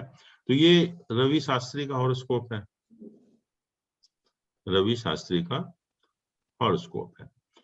अगर हम इसका होरा चार्ट बनाएं, सॉरी, ये होरा चार्ट, और when he was born, Rahu की दशा ऑपरेट हो रही थी, ठीक है। राहु की दशा वाज फॉर अबाउट 6.5 years, ठीक। तो सुबह सुबह जब लाइफ की शुरुआत राहु की दशा से हुई, 6.5 साल की राहु की दशा ऑपरेट हुई। उसके बाद क्या दशा होती है राहु के बाद? जुपिटर। राहु के बाद जुपिटर की दशा, और जुपिटर की दशा कितने साल तक चलेगी? 16 साल तक। हाँ, तो 22.5 साल तक, 6.5 साल तक तो राहु की दशा चली, उसके बाद 22.5 साल तक जुपिटर की दशा चली। और जुपिटर के बाद सैटर्न, मरकरी, केतु, वीनस, सारे के सारे प्लैनेट कहाँ पर है प्लेस्ड? सन के होरा में। अच्छा, सन के होरा में सिर्फ एक जुपिटर की दशा है जो इसकी लाइफ में आएगी, which is placed in the hora of moon. This is the only planet कि जिसकी दशा आएगी शुरू में, और वो प्लैनेट जो है वो मून के होरा में प्लेस्ड है। उसके बाद जो भी प्लैनेट आएंगे लाइफ में, they all placed in the hora of sun, all. अब देख रहे हैं सारे के सारे प्लैनेट जो है वो सन की होरा में प्लेस्ड है। इसको सन मून की ये तो आएगी नहीं, सन मून की दशा ज्यादा जो केतु वीनस तक का पीरियड आएगा लाइफ में, से ज्यादा आएगा नहीं। तो हम कहेंगे कि एक जुपिटर का पीरियड ऐसा है जो कि पहली चीज तो वेल्थ यील्डिंग प्लैनेट तो है ही है, जैसे हमने कहा कि कारक है और सब कुछ सेकंड हाउस को देख भी रहा है, तो इसके हॉरोस्कोप में वेल्थ के लिए बहुत इंपॉर्टेंट है। सेकंड हाउस को भी देख रहा है, सिक्स्थ हाउस को भी देख रहा है, 10th हाउस में प्लेस्ड है ही है एक्चुअली में, तो it's very important planet from wealth point of view. और luckily that planet is placed in the hora of moon. तो वही एक ऐसा पीरियड है कि जिस time the flow of wealth will be without much efforts, automatic। जब पैसा जो मतलब वेल्थ का फ्लो है बहुत बिना किसी एफर्ट्स के या बहुत मेहनत नहीं करनी पड़ेगी आपको जो है। उसके बाद जो भी पीरियड आएंगे उसमें आपको पैसा तो मिलेगा क्योंकि बहुत सारे योग हैं, लेकिन मेहनत करनी पड़ेगी आपको। तो यही हुआ। If you see his career till he was 22.5, the runs were automatically flowing out of his bat। He was being declared a champion of champion everywhere। और सडनली जैसे ही 22.5 साल की एज खत्म हुई और ये शनि का दशा शुरू हुई, and Shani is placed in the hora of sun actually, तो 22.5 साल के बाद कैरियर खत्म हो जाना बहुत बड़ी बात है। किसी का कैरियर 22.5 साल में खत्म नहीं होता। और same person, same bat, same skill एक ऐसे टाइम में रन अपने आप बन रहे हैं, और वो 22.5 साल की एज में रन बनना बंद हो जाते हैं एक्चुअली, क्योंकि ये अब प्लैनेट जो है वो सन की होरा में प्लेस्ड है। अब आपको मेहनत करनी पड़ेगी। ऐसा नहीं कि पैसा तो है, क्योंकि लग्न चार्ट बहुत स्ट्रांग है एक्चुअली में पैसे के पॉइंट ऑफ व्यू से, लेकिन पैसा आसानी से नहीं मिलेगा। अब आपको मेहनत करनी पड़ेगी। जैसे उसने बहुत साल तक कमेंट्री की, then he became the director and all those things actually, क्योंकि पैसा तो है, but Jupiter was the only planet which was placed in the hora of moon, जिसमें कि पैसा जो है बिना किसी ज्यादा एफर्ट्स के मिल सकता था आपको। उसके बाद जो भी दशा यहाँ ऑपरेट हो रही है वो आप देख रहे हैं कि सारे के सारे जो प्लैनेट है वो सन की होरा में प्लेस्ड है, सारे प्लैनेट सन की होरा में प्लेस्ड है, तो फिर मेहनत करनी पड़ेगी। और वही हुआ। और अभी जो दशा ऑपरेट हो रही है केतु की हो रही है, केतु की दशा ऑपरेट हो रही है, और केतु हम जानते हैं कि इसे नॉन मटेरियलिस्टिक प्लैनेट, केतु का जो है हमारे पैसे वैसे से या जो भी हमारे मटेरियल कंफर्ट्स होते हैं उससे कोई लेना देना नहीं होता एक्चुअली। तो जैसे ही केतु की दशा ऑपरेट हुई, अब पोजीशन चेंज हो गई एक्चुअली, क्योंकि this is a non materialistic planet. वैसे भी 9th हाउस में प्लेस्ड है, तो पैसे से कोई मतलब भी नहीं है इसका जो है, और केतु की दशा में पैसा वैसा मिलता भी नहीं है, और एकदम से जो हमारे मटेरियल कंफर्ट्स हैं, लग्जरीज हैं, उसके ऊपर नेगेटिव इफेक्ट होता है। अगर आप स्पिरिचुअल हो जाते हैं तो ठीक है, अगर स्पिरिचुअल नहीं होते हैं तो प्रॉब्लम क्रिएट करता है एक्चुअली में। बट केतु की दशा में कोई मटेरियल गेन लाइफ में नॉर्मली नहीं होते एक्चुअली में, तो केतु की दशा ऑपरेट होने से फिर अब पोजीशन में चेंज हो गया एक्चुअली में। अब बाकी सारे प्लैनेट रिजल्ट दे रहे थे, still he was working actually, he was getting good wealth also. Sir यहीं पर एक प्रश्न है। हाँ बोलिए। जब आपने हमें दशा पढ़ाई थी तब आपने कहा था रिजल्ट चाहे मेन पीरियड के मिलेंगे या सब पीरियड के मिलेंगे। बिल्कुल। अब जब आप इस समय बात कर रहे हैं और आप कह रहे हैं कि केतु की दशा ऑपरेट हो रही है, तो फिर हम तो केतु के तो रिजल्ट देख रहे हैं ना सर। हाँ, केतु के रिजल्ट आप देख रहे हैं, बट हाँ। जो केतु का जो बेसिक नेचर है, it is not concern with the wealth actually. पहली चीज तो ये है, केतु का जो नेचर है वो वेल्थ से उसका कोई लेना देना नहीं होता एक्चुअली जी। और किसी की लाइफ में भी जब केतु की दशा ऑपरेट होती है और उस पीरियड में हम ये एक्सपेक्ट करने लगेंगे कि पैसा मिलेगा, प्रमोशन होगा या शादी होगी, तो नहीं मिलती एक्चुअली, क्योंकि केतु का बेसिक नेचर है ये। लेकिन रिजल्ट तो सर हमें सब पीरियड के मिलेंगे ना सर। हाँ, रिजल्ट तो मैं बताऊं कि थोड़ा बहुत इधर उधर हो जाएंगे सब पीरियड के या मेन पीरियड के। अब जैसे यहाँ केतु है, किस प्लैनेट के रिजल्ट देगा आप देखो अच्छे से। केतु जो है उससे हम किस प्लैनेट के रिजल्ट एक्सपेक्ट कर सकते हैं?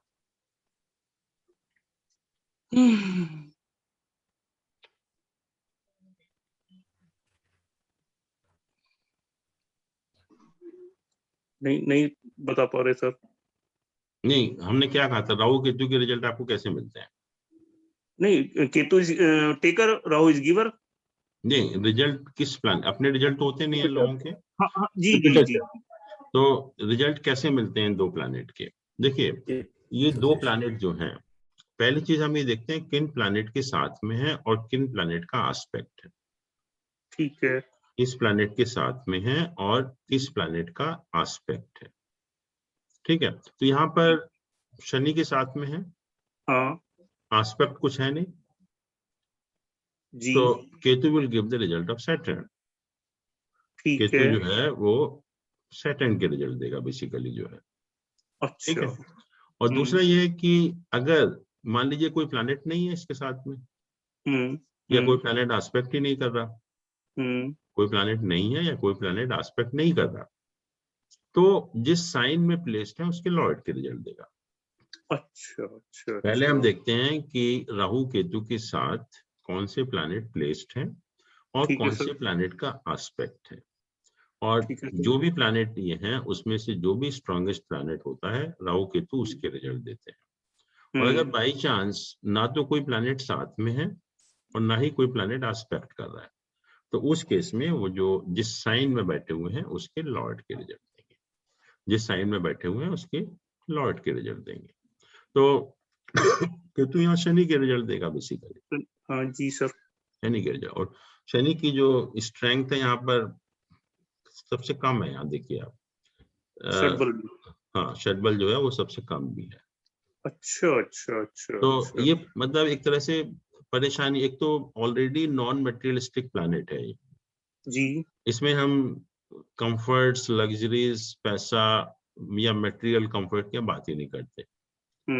और शनि वैसे भी परेशान करने वाला प्लैनेट है, प्रॉब्लम तो लाइफ में बढ़ाता है। दोनों तरह से मतलब एक तरह से हम कहेंगे कि नेगेटिव हो गया है, दोनों तरह से नेगेटिव हो नेगेटिव हो गया।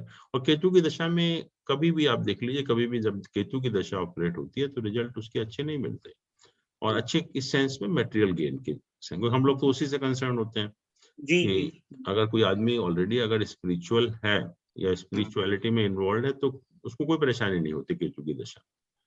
लेकिन अगर कोई आदमी स्पिरिचुअल नहीं है और हम मटेरियल गेन अगर एक्सपेक्ट करते हैं केतु की दशा में, तो नहीं मिलता है। देखिए नेचर है वो प्लैनेट का, उसमें आप कोई चेंज नहीं कर सकते। Ketu is such A planet कि वो बिल्कुल नॉन मटेरियलिस्टिक प्लैनेट है, उसके पास कुछ नहीं है देने के लिए। हमने कहा भी था जब शुरू में डिस्कस किया था कि Rahu is a giver, Ketu is a taker. वो यस, लेता है आपसे, देता नहीं है कभी भी जो है। तो इसलिए केतु की दशा में तो खराब ही रिजल्ट मिलते हैं, केतु की दशा में रिजल्ट कभी आपको अच्छे नहीं मिलेंगे एक्चुअली।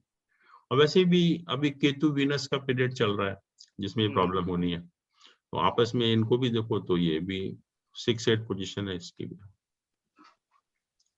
केतु आपस भी, में जो केतु और यस, वीनस की पोजीशन 6-8 देखें, है, 6-8 6-8 है, पोजीशन है, तो वो भी ठीक नहीं है उस पॉइंट ऑफ व्यू से। तो किसी हम्म, भी तरीके से ठीक नहीं है। बट जैसा हमने देखा कि जो प्लैनेट मून की होरा में प्लेस्ड होते हैं, तो उनकी जब दशा ऑपरेट होती है तो आप देखिए कोई प्रॉब्लम नहीं होगी फाइनेंशियली जो है, या आप कहेंगे कि अपने आप काम होता रहेगा सब आपका जो है। लेकिन जैसे ही अगर जो सन की होरा में प्लैनेट प्लेस्ड होते हैं उनकी जब दशा ऑपरेट होती है तो डेफिनेटली प्रॉब्लम आना शुरू हो जाती है। जैसे हम एक और हॉरोस्कोप देखते हैं। सर इसी में एक क्वेश्चन है, अगर हाँ, जब अंतर्दशा होगी जुपिटर की तो उस टाइम कुछ चेंज आएगा? केतु में है ही नहीं, Ketu is a non giver actually. Ketu की दशा में, राहु की दशा में तो हम कह सकते थे कि मिल सकता है, लेकिन केतु की दशा, Ketu is such A planet कि वो कुछ देने लायक है ही नहीं वो। सर अच्छा, एक और एक एक, एक और प्रश्न यही है, जब आपने दशा पढ़ाई थी तो तब आपने कहा था यदि सैटर्न 4th है और राहु और मंगल 5th है, तो उनकी दशा अच्छी 5th नहीं होती। उनकी दशा अच्छी नहीं होती, तो हम उस समय वो मेन पीरियड की बात मान के चले ना, हाँ, main period, that is main period actually. है ना? अगर मेन, अगर अगर किसी का सैटर्न की दशा 4th है तो हाँ 4th मेन पीरियड है अगर उसका, मेन पीरियड से हम शुरू करेंगे। अच्छा, अच्छा, मतलब पूरा मेन पीरियड ही उसका बढ़िया नहीं होगा, नहीं, वो अच्छा नहीं होगा। अच्छा, जैसे मान अच्छा, लो मार्च की दशा शुरू हुआ किसी का लाइफ जो है, हाँ, पहली दशा मार्च की हो गई, हाँ, दूसरी राहु की हो गई, तीसरी हाँ, जुपिटर की हो गई, चौथी सैटर्न हो गई, हाँ, तो हम कहेंगे चौथी दशा जो है वो सैटर्न की है। अच्छा, तो उस उस चौथी, तो वो पूरी की पूरी चौथी दशा ही खराब होगी। बिल्कुल। अब देखिए अनिल अंबानी का हॉरोस्कोप है ये, इसमें देखिए what makes him Anil Ambani actually.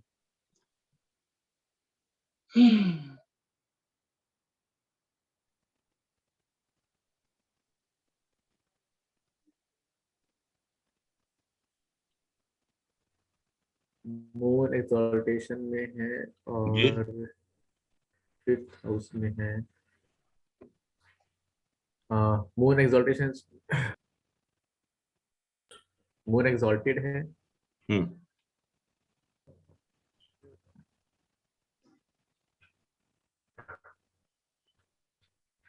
लगन पे वीनस का एस्पेक्ट लग्न है। और मून तो स्ट्रांग होना ही चाहिए। जब तक लग्न और मून स्ट्रांग नहीं होगा तो आप बहुत ज्यादा एक पर्टिकुलर स्टेटस पे नहीं पहुंच सकते।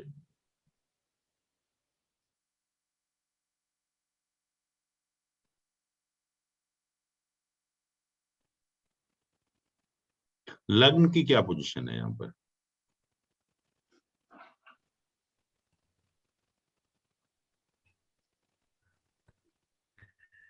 लग्न से एसोसिएशन है मून का, सन का, मरकरी का, वीनस का।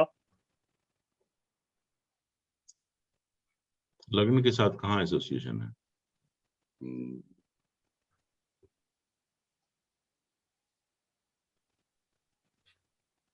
टेंथ। लग्न को आप क्या कहेंगे यहाँ पर, जो लग्न की क्या पोजीशन?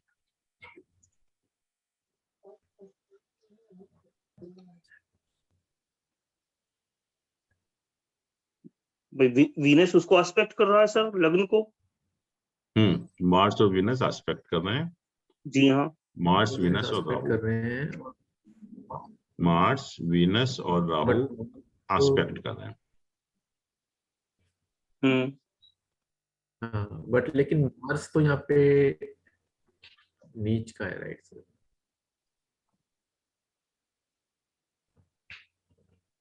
और वीनस, वीनस भी एनिमी है। तो दो लग्न को नेगेटिव आपने देखा और मैलेफिक वीनस प्लैनेट मार्स और राहु लगन को एस्पेक्ट एस्पेक्ट कर कर रहे रहे हैं। हैं। इसका लॉर्ड जी। शनि है which is in the 12th house. और जब लग्न का लॉर्ड 12th हाउस में होता है तो क्या होता है? भारत। कहते हैं कि जब लग्न का लॉर्ड 12th हाउस में चला जाता है तो एक दिन राजा भी रंक बन जाता है। अच्छा। ज्योतिष में लिखा गया है कि मतलब यू कैन से कि it can lead to a financial problems actually, serious financial crunch actually, कि जब भी लग्न का लॉर्ड 12th हाउस में चला जाए। तो नेचुरली पुरानी किताब में तो उसमें वो लिखा हुआ है कि राजा रंक बन जाए, मतलब एक ऐसी सिचुएशन आती है जब राजा को भी रंक बना।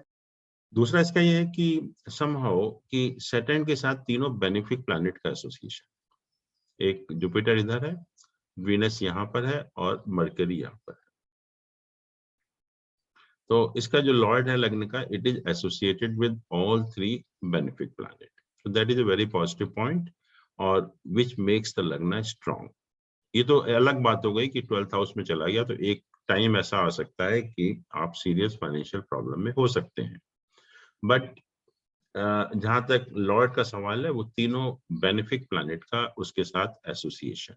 तो 12th हाउस कारक शनि उसका कारक भी है, तो इतनी खराब पोजीशन नहीं मानी जाएगी और तीनों बेनिफिक प्लैनेट का एसोसिएशन भी है। तो उस सेंस में हम कह सकते हैं कि लग्न इज क्वाइट स्ट्रांग। और मून की क्या पोजीशन है यहाँ पर?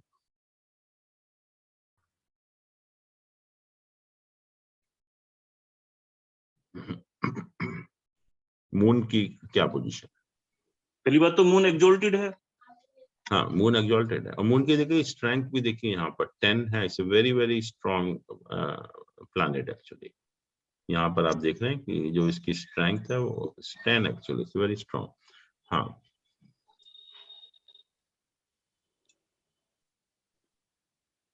जुपिटर का एस्पेक्ट उस पे। अगेन आपका पर ध्यान एकदम से नहीं जा रहा। There is an exchange between this to,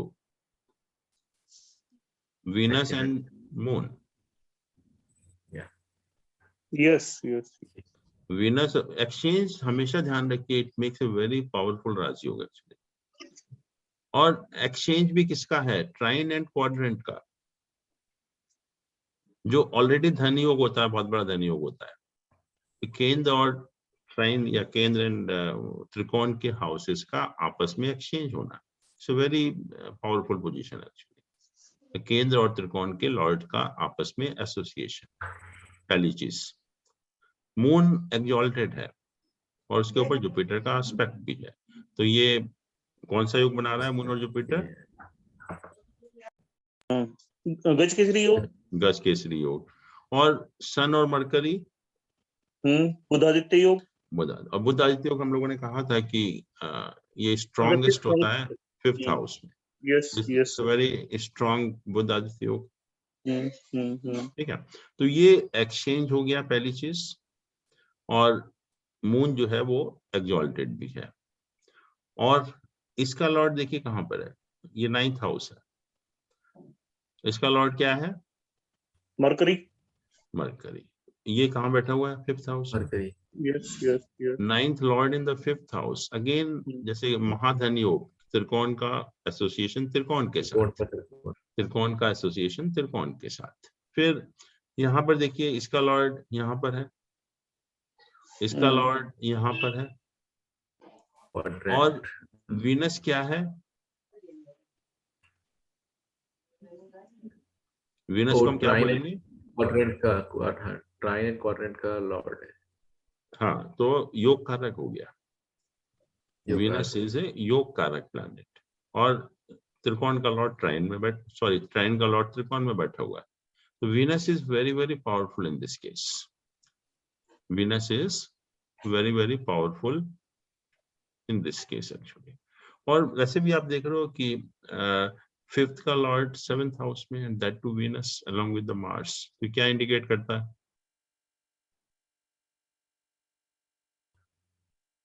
5th और जब 7th हाउस का लॉर्ड आपस में एसोसिएट होते हैं, तो क्या 5th और 7th हाउस का association love marriage, love marriage indicate करता है। तो ये is very strong actually. Lord इसका वीनस है, that to be the Mars actually. तो वो हो गया। तो इसमें आप देख रहे हैं except the lord of this lagna which is in the 12th house, all quadrant and trines they are associated with each other. खाली जितने भी क्वाड्रेंट और ट्राइन है, सब एक दूसरे के साथ एसोसिएटेड है। और एसोसिएट होने से it makes a very very powerful धन योगा। बहुत पावरफुल धन योगा बनाते हैं। सिर्फ एक शनि है जो यहाँ चला गया, अदरवाइज सारे जो केंद्र और ट्राइन है उनका आपस में एसोसिएशन है। राइट। अब सेकंड हाउस की पोजीशन देखिए, सेकंड हाउस की क्या पोजीशन? सर एक क्वेश्चन है। जी जी।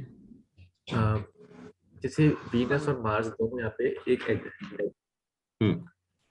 तो उन दोनों का एस्पेक्ट लगन पे है, तो हम कह रहे हैं लगन स्ट्रांग होना चाहिए, उसका कुछ सिग्निफिकेंट है यहाँ पे? नहीं, ये देखिए, एक तो ये मार्स है। मार्स तो का जो प्लेसमेंट है, खुद Mars is in a very strong position, क्योंकि पहले तो योग कारक वीनस के साथ प्लेस्ड है। Secondly it is an aspect of Jupiter also. तो Mars becomes very powerful from that point of view. Although ये नीच का है, but it becomes very strong actually, क्योंकि योग कारक वीनस के साथ है। उसका जो साइन डिस्पोजिटर है मार्स का, वो मून है, उच्च का है, ट्राइन हाउस में बैठा हुआ है, और इसके ऊपर जुपिटर का एस्पेक्ट भी है। तो उस पॉइंट ऑफ व्यू से हम देखेंगे तो Mars is very strong planet, weak नहीं है। और वीनस के साथ लग्न के ऊपर एस्पेक्ट कर रहा है, और राहु का भी एस्पेक्ट है। तो ठीक है, मतलब थोड़ा नेगेटिव है, but not so bad actually. और जैसा मैंने कहा कि लॉर्ड के साथ तीनों बेनिफिक प्लैनेट का एसोसिएशन। अब हम सेकंड हाउस की बात कर रहे हैं। सेकंड हाउस की क्या पोजीशन है?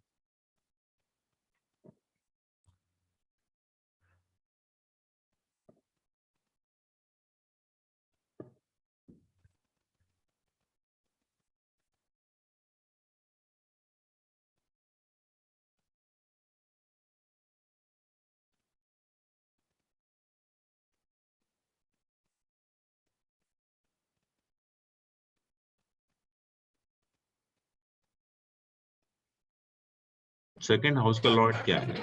Shani. Shani is aspecting its own sign. Saturn, Shani का जो राशि है अपनी, उसको एस्पेक्ट कर रहा है सेकंड हाउस. और जब हम लोगों ने कहा था कि जब कोई भी प्लैनेट अपनी राशि को एस्पेक्ट करता है तो it makes A Rajyoga concerning that house.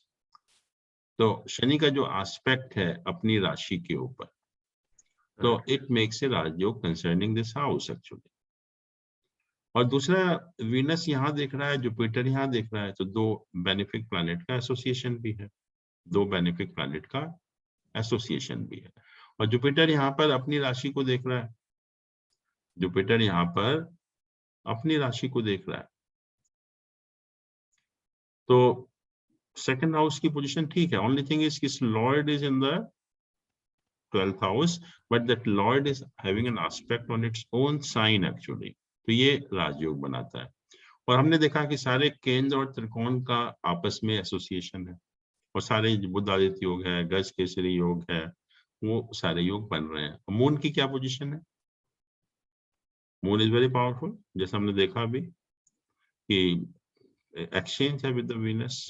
और दोनों ही प्लैनेट बहुत पावरफुल है इस केस में. आप देखोगे कि वीनस, मून की जो स्ट्रेंथ है वो 10 है यहाँ पर. Moon is very powerful actually. तो लग्न और मून पावरफुल होना ही चाहिए जब भी आपको एक पोजीशन मिलती है, एक पर्टिकुलर पोजीशन जो है. तो सेकंड हाउस में हमने देखा कि ये जो सेविंग ग्रेस है कि it is aspected by its own sign actually, by its own lord. और कोई भी प्लैनेट जब अपने लॉर्ड को एस्पेक्ट करता है तो it makes a rajyog concerning that house. ठीक है. अब हम मान लीजिए होरा चार्ट बनाते हैं इसका.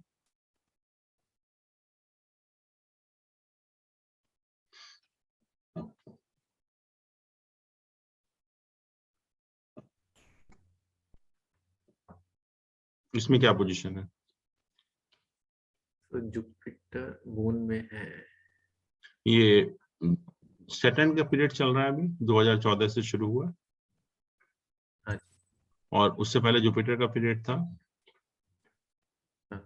23-24 साल उस पहले जो है जुपिटर का पीरियड था. Jupiter was in the hora of moon actually.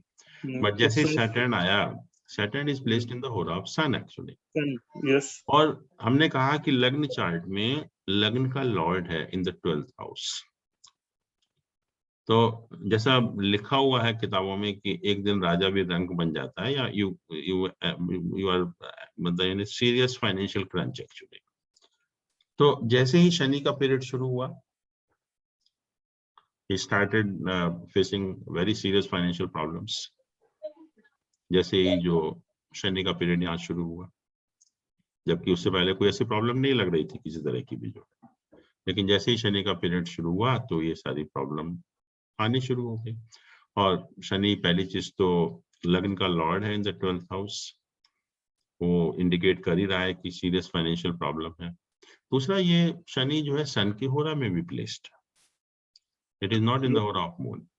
Yes. But saving grace क्या है कि second house is aspected by Shani. अगर वो शनि उसको एस्पेक्ट नहीं कर रहा होता, then position would have been different actually. Then I couldn't have got the help actually. Somehow, क्योंकि वो शनि एस्पेक्ट कर रहा है, तो that is a saving grace कि उसकी वजह से जो है वो पोजीशन सेव हो गई. अदरवाइज सैटर्न का जो पीरियड है, अब जैसे सैटर्न का हम बात कर रहे थे कि दशा अंतर दशा, तो अभी हम देखें भी दशा अंतर दशा, तो सैटर्न का जो बल है 6.7 है, 6.7 है. और ये मरकरी का पीरियड चल रहा था ये, तो mercury is weaker then Saturn actually, तो सैटर्न के रिजल्ट मिलेंगे. फिर केतु का पीरियड शुरू हुआ. केतु का पीरियड वैसे भी अच्छा नहीं होता ना भी देखें तो, but Saturn Ketu is normally bad actually. फिर सैटर्न वीनस देखिए क्या पोजीशन है. वीनस की जो स्ट्रेंथ है कितनी है? 6 है. It is 6 and Saturn is 6.7. तो again you get the result of Saturn only. उसके बाद सन का पीरियड शुरू होता है. Sun is stronger than Saturn. Sun is stronger than Saturn, तो फिर आपको सन के रिजल्ट मिलना शुरू होंगे जी। बट सन भी इसी की होरा में है। फिर मून का पीरियड शुरू होता है, moon is very strong, then you will get the result of moon, and moon is in the hora of sun moon। तो Yes. इसका मतलब ये है कि इसके बाद ये जो अगस्त 25 है उसके बाद पोजीशन इंप्रूव होगी, अगस्त 25 के बाद जो है, क्योंकि फिर मार्स भी इसी में है मून के होरा में, तो उसके बाद पोजीशन इंप्रूव होती है। बट अभी तक जब तक ये वीनस और सन का पीरियड चलेगा उस टाइम तक तो रिजल्ट शनि के ही मिलेंगे एक्चुअली। तो इस तरह से देख सकते हैं कैसे फ्लो होगा, किस तरह से पोजीशन होगी। सर आपने जो लव मैरिज वाला बताया, एक बार दोबारा बताएंगे वो कैसे दिखा था? 5th और 7th हाउस का, देखिए 5th हाउस क्या है, what is 5th house? 5th house को नॉर्मली लोग कहते हैं house of love. This is not the house of love actually. ये 5th हाउस आपको बताता है कि it tells you about your personality, and 5th house अगर स्ट्रॉन्ग होता है, वेल प्लेस्ड होता है, तो इट मीन्स कि the opposite sex will get attracted towards you. ऐसे जिनका भी जो 5th हाउस बहुत स्ट्रांग होता है तो अपोजिट सेक्स अपने आप अट्रैक्ट होता है उनकी तरफ, जो उनको कुछ नहीं करना पड़ता। तो ये attraction of the opposite sex towards you है। तो अट्रैक्शन हुआ 5th हाउस की वजह से, और जब इसका संबंध 7th हाउस से हो गया, 7th house is the house of marriage, तो that attraction leads you to the marriage.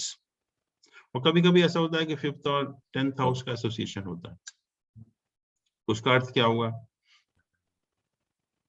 Money की वजह से, गेन्स की वजह नहीं नहीं, attraction is at the work place. Professional अच्छा कई प्रोफेशनल कई लोगों को देखा होगा कि वर्क प्लेस पर अपोजिट सेक्स के साथ बहुत ज्यादा उनका वो रहता है अट्रैक्शन एक्चुअली। तो दैट इज बिकॉज अगर किसी का भी अगर 5th हाउस और 10th हाउस का आपस में एसोसिएशन होगा तो सच पीपल अपोजिट सेक्स से घिरे रहेंगे वहां पर जो है। और अगर उसका जब तक संबंध 7th हाउस से नहीं होगा तो वो अट्रैक्शन वहीं रहेगा, वहीं तक रहेगा, ऑफिस तक, वर्क प्लेस तक। बट जैसे ही 7th हाउस से हो जाएगा तो वो शादी में कन्वर्ट हो जाएगा। जैसे हम कहते हैं ना कि वर्क प्लेस पर अट्रैक्शन हुआ और वो शादी में कन्वर्ट हो गया, तो वो जब तीनों हाउसेस का एसोसिएशन होगा, 1 2 3, जैसे इसमें है 5th हाउस, 10th हाउस और 7th हाउस, तीनों का एसोसिएशन है। जैसे ये 5th हाउस और 10th हाउस का लॉर्ड एक ही है और ये 7th हाउस में प्लेस्ड है, तो ऐसे केसेस में हम कह सकते हैं कि जो वर्क प्लेस पर अट्रैक्शन हुआ और that converted into the marriage actually. और जब तक इसके साथ नहीं होगा तो मैरिज नहीं होगी, फिर वो अट्रैक्शन वहीं रहेगा वर्क प्लेस तक। Yes sir, make sense.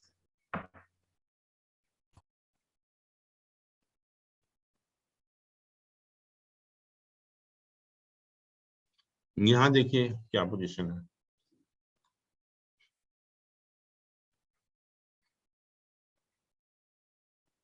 पहले लग्न की देखिए, लग्न और मून की पोजीशन। पहले तो लग्न में तो गजकेसरी योग बन रहा है। और केसरी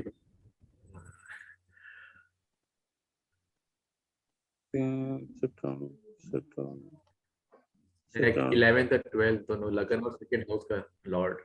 लगन का जो लोड है सेकंड वो हाउस का एस्पेक्ट, लॉर्ड, लगन का जो लोड सेकंड है हाउस का लॉर्ड सैटर्न है और सैटर्न उसको एस्पेक्ट कर रहा है। Very good. सैटर्न जो है अपने साइन को एस्पेक्ट कर रहा है, तो it makes a rajyog concerning the lagna, पहली चीज। और जो उसका कारक है सन, वो उसको एस्पेक्ट कर रहा है। कारक भी एस्पेक्ट कर रहा है, वेरी गुड। और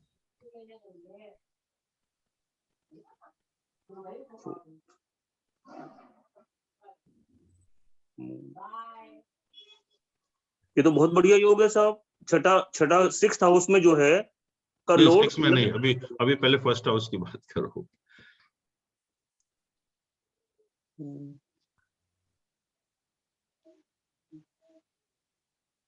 अभी तो देखा लग्नादि योग, तीनों बेनिफिक प्लैनेट का एसोसिएशन है। जुपिटर है यहाँ पर, मरकरी इसको देख रहा है, वीनस इसको देख रहा है, तीनों बेनिफिक प्लैनेट का एसोसिएशन है या नहीं है? जी बिल्कुल हो गया। तो लग्नादि योग बन गया। लगना हैज टू बी स्ट्रांग, जो पैसा है तो लग तो स्ट्रांग होना ही चाहिए। फिर मून की क्या पोजीशन है यहाँ पर?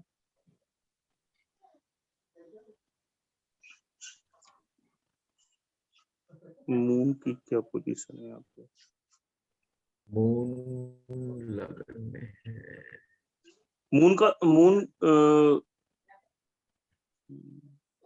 मून के साथ भी तीनों बेनिफिक का एसोसिएशन हो गया। लग्न में ही तो मून बैठा हुआ है। जी जी। तो जब लग्न के साथ तीनों बेनिफिक लग्नादि योग बन रहा है तो चंद्रादि योग भी बन गया। चंद्रमा के साथ तीनों बेनिफिक प्लैनेट का एसोसिएशन हो गया। तो लग्नादि भी बना, चंद्रादि भी बना। और सन की क्या पोजीशन है? सन के साथ भी तीनों बेनिफिक का एसोसिएशन। सन है यहाँ पर, yes. सन अपनी राशि में है, लग्न के लॉर्ड के साथ है, और जुपिटर यहाँ है, वीनस यहाँ पर है, मरकरी यहाँ पर। It's a very special horoscope की lagna, sun and moon, all three are very powerful. ऐसा कहीं मिलेगा नहीं आपको किसी हॉरोस्कोप में कि लग्न, सन और मून तीनों के साथ तीनों बेनिफिक प्लैनेट का एसोसिएशन हो। और जिसका लग्न, सन एंड मून इतना स्ट्रांग है तो आप सोच सकते हो क्या पोजीशन होगी उसकी। तीनों, क्योंकि लग्न है कैपेबिलिटी है, मून आपकी स्ट्रेंथ है, सन आपको फेम देता है एक्चुअली में। तो इस हॉरोस्कोप में तीनों के साथ, लग्न के साथ भी, सन के साथ भी और मून के साथ भी तीनों बेनिफिक प्लैनेट का एसोसिएशन है, which makes this three very very strong. लग्न भी, सन भी और मून भी। पहली चीज तो ये हो गई। और दूसरा आपने कहा कि शनि जो है अपनी राशि को देख रहा है, तो वो भी एक राजयोग बना रहा है। कारक है, वो भी अपने हाउस को देख रहा है, वो भी कारक योग बना रहा है। अब सेकंड हाउस को देखें तो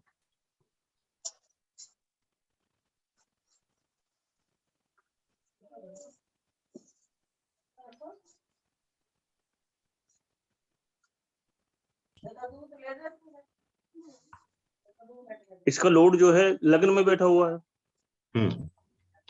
तो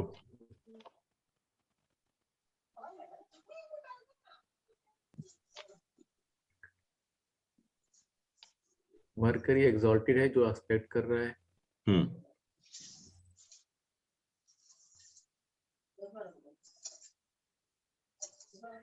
अभी हम लोगों ने पढ़ा है कि जब फर्स्ट और सेकंड हाउस के लॉर्ड का आपस में एसोसिएशन होता है तो इट मेक्स ए अत्यंत धन लाभ योग। तो कैसे एसोसिएशन हो रहा है यहाँ पर फर्स्ट और सेकंड हाउस का?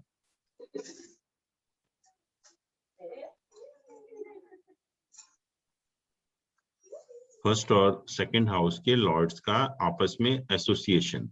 और एसोसिएशन मैंने कहा तीन तरह से हो सकता है, या तो एक्सचेंज हो, जैसा अभी आपने देखा रवि शास्त्री के हॉरोस्कोप में। सेकंड था कि कंजंक्शन हो, इकट्ठा हो, युति हो उसकी। And third is the mutual aspect. Mutual aspect अगर है तो यहाँ पर म्यूचुअल एस्पेक्ट है या नहीं है? हो रही है यहाँ। ये फर्स्ट हाउस का लॉर्ड शनि है, सेकंड हाउस का लॉर्ड जुपिटर है, एक दूसरे को एस्पेक्ट कर रहे हैं, एक दूसरे को एस्पेक्ट कर रहे हैं। तो it makes a very powerful धन योग, एक्चुअली वेरी पावरफुल धन योग। बहुत पावरफुल जो है वो धन योग बनाता है। और देखिए जो केंद्र और ट्राइन के एसोसिएशन की हम बात कर रहे थे, तो यहाँ पर हो रहा है कोई केंद्र और ट्राइन का एसोसिएशन? जुपिटर फिफ्थ हाउस को एस्पेक्ट कर रहा है। नहीं, केंद्र और ट्राइन का एसोसिएशन।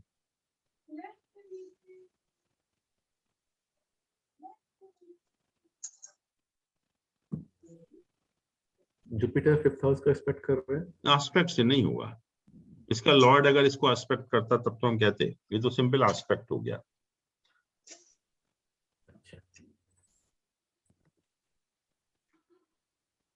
सैटर्न को देख लीजिए, 10th सैटर्न house का। ये अपना ये जो केंद्र में त्रिकोण का मतलब इसका फर्स्ट हाउस का लॉर्ड है, वो अपनी राशि को एस्पेक्ट कर रहा है। सेकंड, इस हाउस का लॉर्ड 10th हाउस का लॉर्ड 9th हाउस में है, मार्स। यस, ये सेकंड हाउस ऊपर का लॉर्ड 9th हाउस में है, तो इस तरह से एस्पेक्ट हो रहा है। और किसी तरह से ये हम कह सकते हैं कि सैटर्न और सन, एक ट्राइन है का लॉर्ड है, एक क्वाड्रेंट का लॉर्ड है। तो सैटर्न और सन का जो म्यूचुअल कंजंक्शन है वो भी एक केंद्र और ट्राइन का एसोसिएशन हो गया। तो उस पॉइंट ऑफ व्यू से भी हम कह सकते हैं कि ये जो है एक केंद्र और ट्राइन का एसोसिएशन हो गया।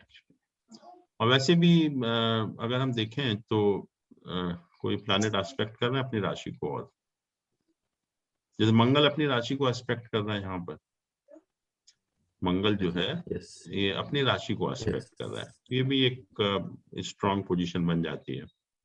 तो इस तरह से हम देखें कि ये सारे जो योग हैं, और जैसे कि हमने कहा था कि सेकंड और 11th का लॉर्ड भी अगर इकट्ठे हो और बाई चांस एक ही है, and that too both are placed in the lagna, तो that makes this second 11th house very strong otherwise also, कि सेकंड और 11th हाउस के दोनों के लॉर्ड इकट्ठा जो है वो केंद्र में प्लेस्ड है।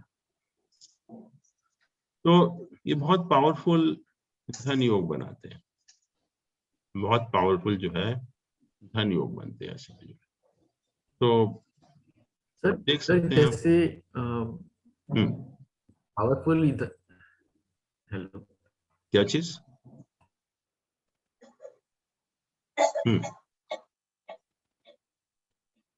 क्या कह रहे हैं आप?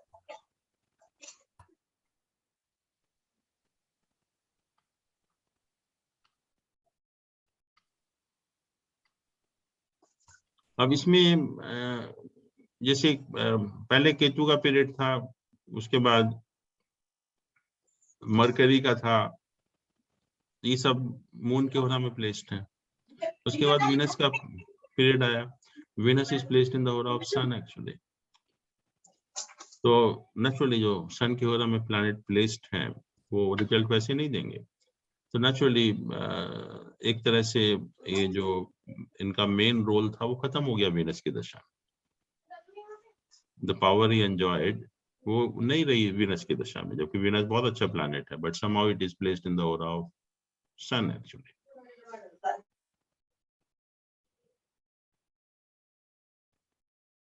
तो इस तरह से हम लोग एग्जामिन कर सकते हैं किसी भी हॉरोस्कोप को